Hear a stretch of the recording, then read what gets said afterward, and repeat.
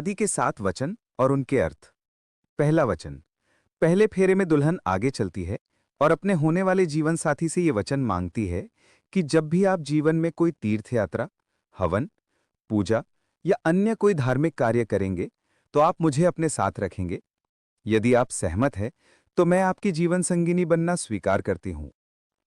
दूसरा वचन।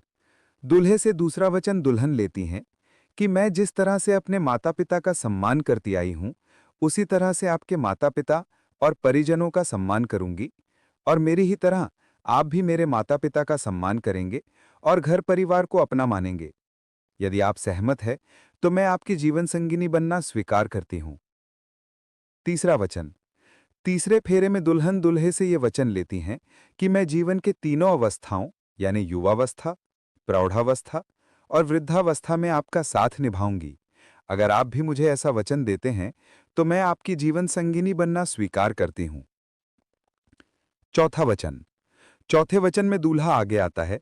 इसके बाद दुल्हन पति से वचन मांगते हुए कहती हैं कि अब तक आप घर परिवार की चिंता से मुक्त थे। विवाह के बाद परिवार की जरूरतों को पूरा करने का दायित्व आप पर होगा। अगर आप इसे निभाने को तैयार हैं तो मैं आपकी जीवन संगिनी बनना स्वीकार करती हूं। पांचवा वचन। पांचवें वचन में कन्या अपने अधिकारों की बात करते हुए दूल्हे से वचन मांगती हैं कि घर के कार्यों में, विवाह आदि, लेन देन और किसी अन्य चीज पर खर्चा करते समय अगर आप मेरी भी राय लिया करेंगे तो मैं आपकी जीवन संगिनी बनना स्वीकार करती हूं। छठवां वचन।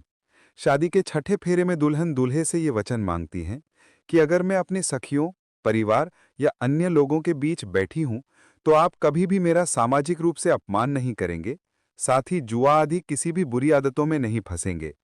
अगर आप मुझे ये वचन देते हैं तो मैं आपके वामांग में आना स्वीकार करती हूं। सातवां वचन।